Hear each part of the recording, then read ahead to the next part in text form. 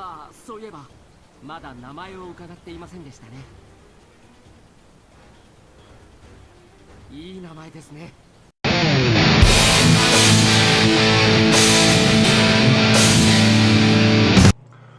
Hey, what's up guys, Stalkystorm yet again. Just going to do a video with a different bit of focus this week. I'm going to be focusing more on my achievement goal, and then at the end I'm going to do a quick, or probably actually take a few minutes, but just sort of a quick first impressions of the new game Jump Force. I did an hour-long video first impressions of Crackdown 3 earlier, but I thought I'd just chuck a little quickie of Jump Force, just a quick game of it. But that'll be a bit later on, so hang around for that. But to start off with, yeah, just my achievement goal. I mentioned the last video about how I got off to a slow start in January. I said, I think it was last week, might be 2 weeks ago, but I thought I got around about 600-ish points. Turned out I got 760 in January, but still, with the maths I've done to get to the 150,000, I need to be averaging about 3,000 a month.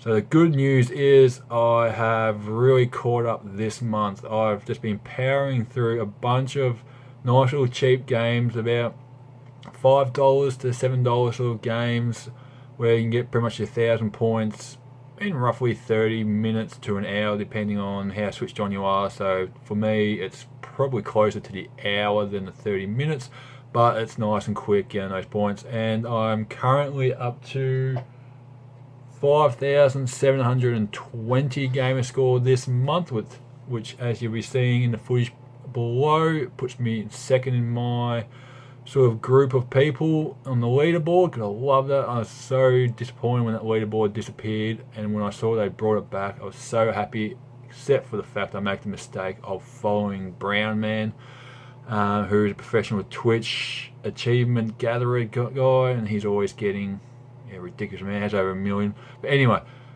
so that 5,720 brings me up to 121,005 for my career total of gamer score. So that's already a good dent in for the years, and the fact that combined with January, it brings me up to about par to where I need to be. And the good, even more good news is there's still 7 days left in this month for me to pile on a bunch more. I have a few other games lined up that probably won't be 1,000 pointers, but a couple of hundred at least, because not everything can be 1,000 points. But yeah, so as you see in the footage, I use games such as, was it Daggerhood? I think it's called. It was a quick little one. Shout out to the Brown Man. Saw him on Twitter. Recommend that for game achievement chasers, whatever you want to call us, as a nice little quick one. So I picked that up, and sure enough, within about 30 minutes, had 1,000. Then there was access denied. Quickly went through that. That made my brain work a fair bit. Then there's been Coronarium. I think that's how you pronounce it. Coronarium. It wasn't actually too bad of a game. I missed a few achievements, which I'm a bit frustrated with it myself. I should have got those, but still ended up with about 500 plus in there. What's the other? And I think it's me. Oh, Crackdown got a couple, but Crackdown is going to be a frustrating game, as I mentioned in the first impressions video, because it's got a lot of 5-pointers in it, and you put so much work in just to get 5 points. And normally when you get ones with 5 points, it means there's a lot. Rarely are 5 pointers backed up by having like 80 pointers or 100 pointers. Normally, a game that has 5 pointers has a lot and lots and lots of 5-point achievements. So good thing it's a fun game, as I mentioned in that video, and I do plan on playing a fair bit of it throughout the thing, and you can just pick it up and play and get through a fair chunk of it without even worrying about the story or anything like that, just because it's a chill out type of game that you can just waste some time in.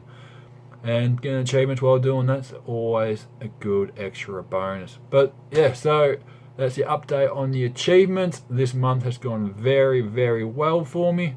And from there, we will jump on to Jump Force. So my first impressions of that is to start with, I respect and appreciate the fact that fighting games are working hard to focus more on story, because it does make it more interesting.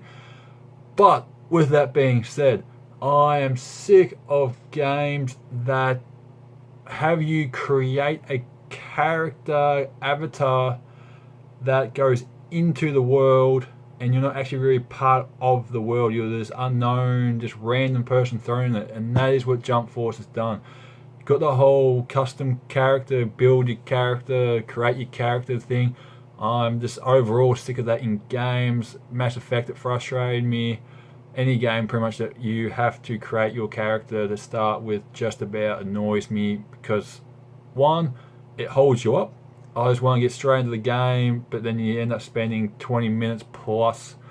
You know, well, some people probably do finally get the character they want, but I end up getting so bored and sick of it that I just rush through and skip a whole bunch of steps and just go with what I have. Yeah, like with Mass Effect, it did annoy me because you had Shepard, and I wanted to play as Shepard the whole way through. And then so I just always went to default character. You had the choice of default. I went default every single time. But with that being said, I do, as I said, I appreciate the story, but I'd much rather actually play as the characters. Mortal Kombat does a fairly good job, I feel, but again, that forces you to play characters you don't want to play as. You know, I want to play Scorpion the whole way through.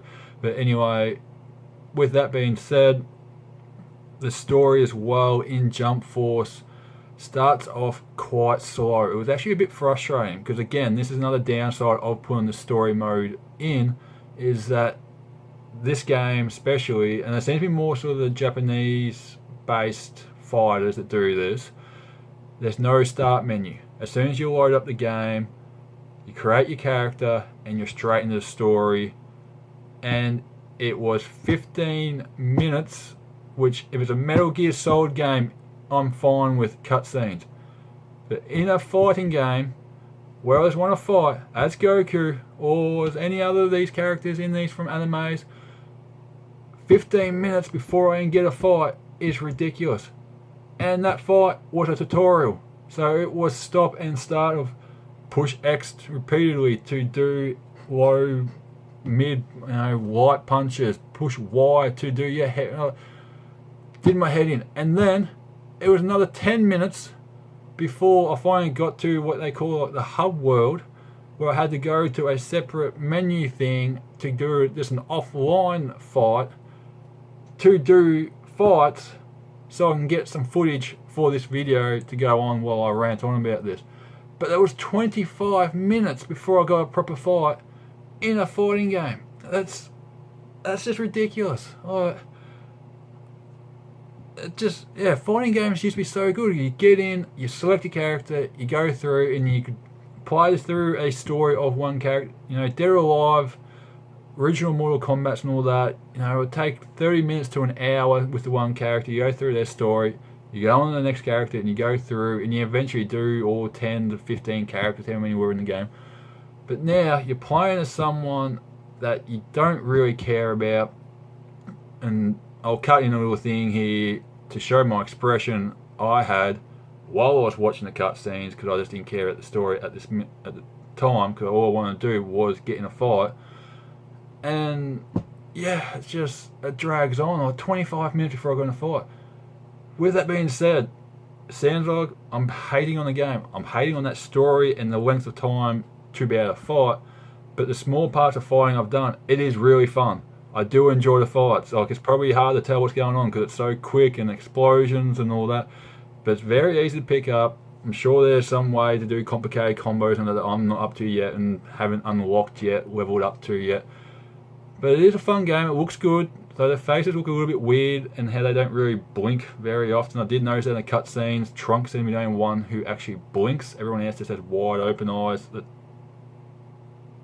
go like that, and they don't blink, which is a bit weird. But to me, the graphics are really good and it's really fun to play, which is why I wish it didn't take 25 minutes. I'm going to keep harping on that, 25 minutes. But yeah, really fun game. If you like fighters, if you can push through to the point of where you fight, if you love your anime, Though one thing with the character, it's not a huge character selection at the start. I'm going to assume you unlock characters like your usual fighters.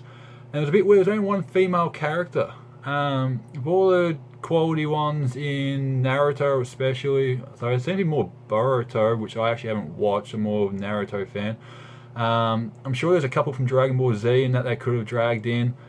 Yeah, there was only one female Boa Hancock from One Piece, which is the only one I haven't actually... Oh, sorry, if it's Boruto I haven't watched that either, but One Piece I haven't watched much of either. I know a little bit through things I've seen here and there. But yeah, that's sort of seemed a bit odd for me. There was only one female character. No biggie. Got Goku and then that's the main thing. But yeah, so I'll be assuming you can unlock it. I have seen footage of Vegeta. Frieza's obviously the main bad guy, so you probably unlock him at some stage because he wasn't selectable at the moment. But yeah, all around, I do recommend it if you can push through that 25 minutes to get to that fight. I'm sure the story will pick up a bit. Yeah, I just don't like Avatar characters. Because the other thing is, like, there's literally a point in the opening cutscenes where Trunks asks your character, "What is? Oh, I haven't asked you yet. What is your name?" Silence, silence, silence. "Oh, nice to meet you, Stalkystorm." That's what I call my character.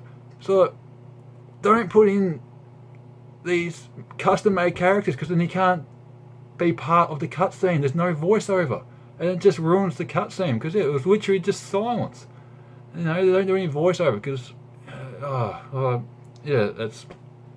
I'm going to keep ranting on about that with fighters and all that, but yeah, if you can push through, gameplay is absolutely fantastic. It's nice and quick, up and down. Tags in. You know, sometimes when it's these 3v3 and you got to tag in and out, can be a bit iffy. You don't really tag in when you want to, but this one it tags in quite well and all that. There is a cooldown. You can't just go tag, tag, tag, tag, tag, tag. There is a cooldown, but it does respond very well. And it's just, yeah, it looks nice. It does. If you don't focus on their faces and their non-blinking eyes, it looks very nice. But so yeah, I do give it a thumbs up. I will be playing a lot more of it. It does seem to have very good achievements, so that's one where I'm going to pick up a few achievements, I think, with the time. But yeah, that's just a nice little quick one. Get it in nice and early. So yeah, achievements going well, Jump Force going well. If you've played Jump Force, leave down in the comments below what you think of it. Let me know if you have the same feelings as I do in regards to custom characters at the start, or create your character in games. I think it's taken over too many games. I want to play as an actual character. And yeah, cheers for tuning in, and I'll see you all next week. Stalkystorm out.